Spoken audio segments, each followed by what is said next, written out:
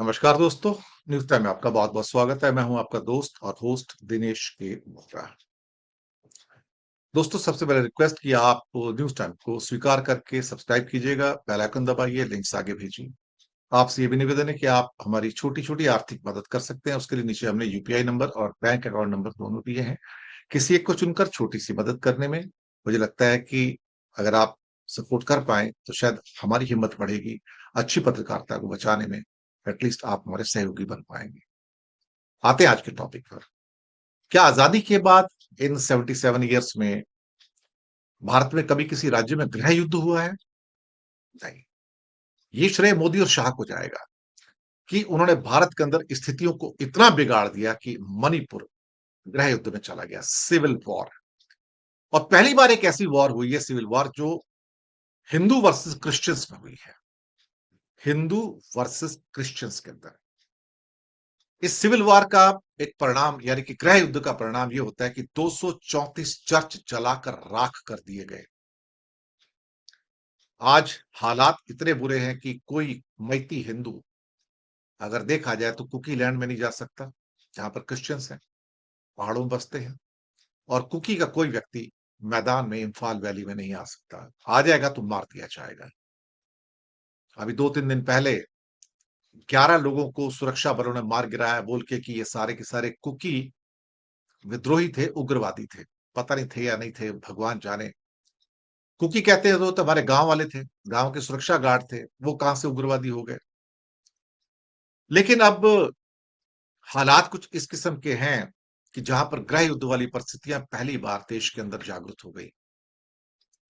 बांग्लादेश के अंदर हालात खराब है, तो उसकी वजह से जमात एक्टिव हो गया। वहां पे कुछ और जो सो कॉल्ड जो एक्सट्रीमिस्ट विंग है, वो एक्टिव हो रहे हैं, और नॉर्थ ईस्ट के अंदर वो भी आग लगाने को तैयार है। दुनिया में कुछ ऐसा हो गया कि अब कोई एक युद्ध कहीं स्टार्ट हो जाता है तो खत्म नहीं होता है। हमने 2.5 साल हो गए, यूक्रेन युद्ध को देख लिया, 1.25 साल होने को आया, 1 साल हो गया, इसराइल का वॉर देख लिया। शुरुआत सबको पता है, अब अंत किसी का नहीं है। यही मणिपुर में हो रहा है। मोदी और शाह को लगा था मरेंगे, कटेंगे, 2-4 महीने में थक जाएंगे, अपने अपने घरों में चले जाएंगे, स्थिति अपने आप शांत हो जाएगी। लेकिन मोदी और शाह इस बात को पहचान नहीं पाए कि दुनिया का टेक्सचर, दुनिया का स्वरूप चेंज हो गया। अब चीज शुरू होती है लेकिन अंत नहीं होती है। युद्ध शुरू होते हैं लेकिन युद्ध खत्म नहीं होते कभी। बस वही मणिपुर में है। और धीरे धीरे ये आग फैल के पूरे नॉर्थ ईस्ट को अपनी लपेट में ले रही है एक एक करके।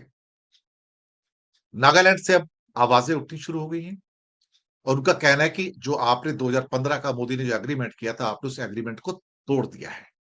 उसके अंतर्गत आपने हमको अलग झंडा और अलग फैसिलिटी देने की बात की थी, और आपने नहीं दिए। आप यू आर गॉन बैक। तो नागालैंड एक बार फिर से उसी मोड़ पर आकर खड़ा हो गया है, जहां उनके हाथों में बंदूकें होंगी। इंसिडेंटली नागालैंड हो, मणिपुर हो, मिजोरम हो, ये म्यांमार के बॉर्डर से लगते हैं। म्यांमार किसके अंडर में है?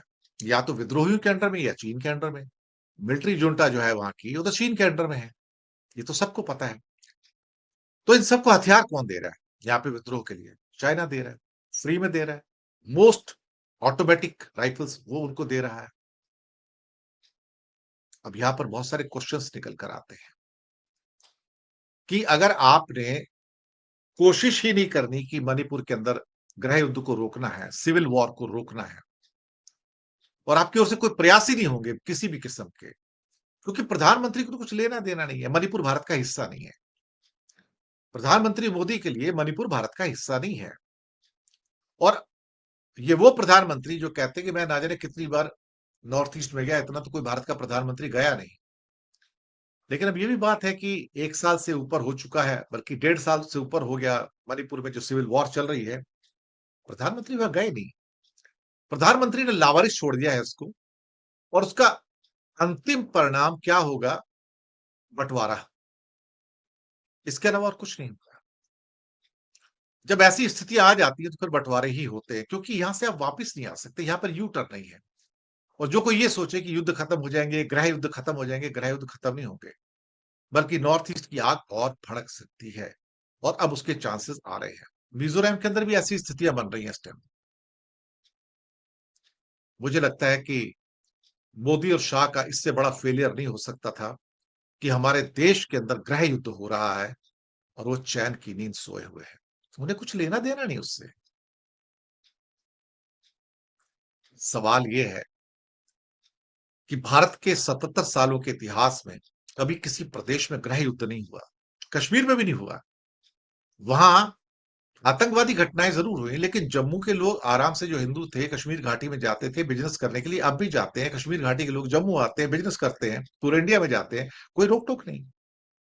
लेकिन मणिपुर में कुकी इम्फाल में जाके इलाज भी नहीं करवा सकते, डॉक्टर के पास नहीं जा सकते, जाएँगे तो मार दिए जाएँगे। मैती कहीं कुकी लैंड में चले जाएँगे तो मार दिए जाएँगे। इतनी नफ़रत। ये नफ़रत किसने बोई थी? ये नफ़रत मोदी और शाह और आरएसएस ने बोई। भागवत, नफ़रत के पेड़ लगाए, अब उसपे फल लग रहे हैं। मणिपुर पहला गृह युद्ध का पहला जिसे आप कह सकते हो कि फल है। आपको ये फल लगते हुए भारत के बाकी राज्यों में भी नज़र आएँगे, क्योंकि जिस ढंग का ज़हर सिखों के खिलाफ, ईसाइयों के खिलाफ और मुसलमानों के खिलाफ बोया जा रहा है, मैं आपको यकीन से कह सकता हूँ, जल्दी इस पेड़ पे भी फल लग जाएँगे। ये पेड़ मोदी और भागवत ने लगाए हैं, मिलकर लगाए हैं और बाकी साथ में छोटे भैया इनके हैं ही। इसका फल मिलेगा। आपको भारत में जगह-जगह मणिपुर होता हुआ मिलेगा, लिख कर रख लीजिएगा। लेकिन तब तक बहुत देर हो चुकी होगी। बहुत देर इसलिए क्योंकि परिस्थितियाँ हाथ से निकल चुकी होंगी। The civil war is on. ये और तेज़ हो गई है। कहते हैं ना लगेगी आग तो आएँगे कई घर जद में। इस मोहल्ले में कोई हमारा ही मकान थोड़े है। और कोई ये सोचे कि मणिपुर की सिविल वॉर या गृह युद्ध निकल कर बाहर नहीं आएगा, आप यकीन मानिए पेड़ बड़े हो रहे हैं वो। वो पेड़ जो हिंदू मुसलमान के हैं, हिंदू ईसाई के हैं, हिंदू सिख के हैं। खालिस्तान ऑलरेडी इस लेवल पे आ गया है कि Punjab is on the boil right now. वो ये ना समझे कि पंजाब ठंडा है, इट्स ऑन द बॉयल। अगर आप ज्वालामुखी को नहीं देख पा रहे तो हम क्या करें? मुसलमानों के अंदर जो आज सारी की सारी निराशा की भावना है, जो आक्रोश है, उसे अगर आप नहीं देख पा रहे हैं तो फिर ये आपकी मर्ज़ी है। बारूद के ढेर पे आपने खुला छोड़ तो दिया। और हाँ, एक बात फिर से आखिर में कह दूँ, आज की डेट में युद्ध और गृह युद्ध शुरू होते हैं, खत्म नहीं होते हैं। और मोदी के पास तीली लगाने के लिए पेट्रोल है, माचिस लेके दोनों घूमते हैं। भागवत, मोदी, शाह की जोड़ी जो है सारी बीजेपी के साथ आरएसएस की, ये तीली लेके घूमते हैं, पेट्रोल साथ पे लेके घूमते हैं, ये आग लगाते हैं। ये आग बुझाने वालों में से नहीं है दोस्त। और इनको लगता है कि ये ऐसे भारत में अखंड भारत का एक हिंदू राष्ट्र बना सकते हैं, तो मुझे लगता है कि मूर्खता की एक पराकाष्ठा है। इसके अलावा और कुछ नहीं है। धन्यवाद आपका।